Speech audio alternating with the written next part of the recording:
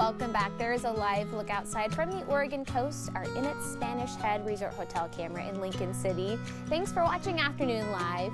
Introducing your baby to common food allergens for the first time can be intimidating. So here with tips you need to know, we welcome back registered nurse and feeding expert Alexandra Klenovich. Great to see you. Great to see you. Thanks for having me. You've brought us all the scary things that new parents don't know what to do with when we bring these babies home. Yes, and it's very overwhelming and scary when you start solid. So I figured we'd talk about allergens and how to introduce those high allergen foods. So the 9 most common allergens that we have, food allergens, are here on the table. So we have wheat in the form of the bread, soy with soy sauce, that was a good example. Dairy, so milk, eggs, tree nuts, peanut butter, fish or seafood, shellfish, and sesame. Yes. So many things. So many things. So the main thing that we want to talk about is, what does an allergic reaction look like? What is that? So basically what happens is our body takes its immune response. So our body, say we drink a glass of milk, right?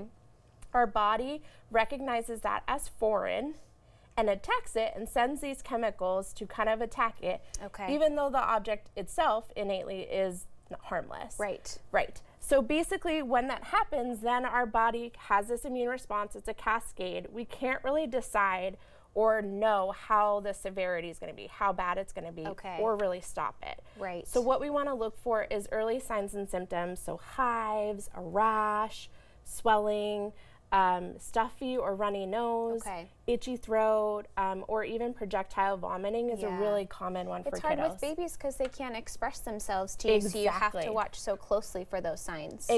So those are the things we want to look for. And then we want to shoot for an introduction of around like 6 months and no earlier than 4 months. And that's because they found that introducing allergens sooner, food allergens sooner, actually prevents food allergies down the road. And a lot of this is new to us, right? I'm thinking about peanuts specifically. Everything has changed in the last 5 or 10 years. Exactly, yes. So initially it was wait until a year to 2 years, and now it's as soon as basically 6 months. So when we want to introduce them, that's the goal, is sooner the better. And then we also just want to note that we want to talk to our healthcare provider when we're doing it, and I like to let my families know, have your antihistamine, your Benadryl and everything ready so you're prepared. But when we introduce an allergen, let's talk about peanuts because that's a prime example. We want to kind of do our best with introducing it in a way that we can handle and control. So spoon feeding any of the allergens is highly recommended. We don't want to do any of that baby-led weaning because we want to be able to control it going into the mouth. And you know exactly how much. Exactly. And if we let them baby-led wean or have the crazy fun pictures that we all have, they could have a topical or a skin reaction, and that could give you a false feeling that they're allergic. So the best way to introduce this, we're going to talk about peanut butter. So I have the Jiffy or the Skippy here, and then I love the PB Fit peanut butter, which is just basically ground up peanuts. That's it. So this one has sugar in it. You're going to learn to read labels as well. There is some soybean in this as well, so you would just have to keep that in mind. Whereas this is just peanuts. So to introduce your baby, I say if you're formula feeding, breast or chest feeding, use that milk, you've got it. And so you're just gonna put a little bit in the cup and you can control the consistency. And then we're gonna mix it like this. And then we're kind of at a thick consistency. And then it's like baby food. And then it's like baby food. So if you want to make it runnier, you can make it runnier, you can make it thicker, it's great. And then you control the spoon feeding and just do a simple spoon, about 1 to 2 teaspoons. That's all it takes, right? For the first introduction especially. For the first introduction especially, 1 to 2 teaspoons, and then you're gonna offer it 1 time for 3 to 5 days. And you want to try and offer it in the morning so that we have your little one has time to process and digest the whole thing, and you have more time to watch for a reaction.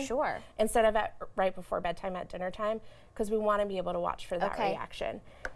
So then you're going to keep doing this, and then when it comes to the bigger foods like seafood, salmon, all of that stuff, you can cut into small pieces and then offer it on a little baby fork, or even if you've washed your hands, using your fingers and placing it into their mouth. So simple. We're making it less scary for everybody. Yes, we can do this. We can do this. It is possible.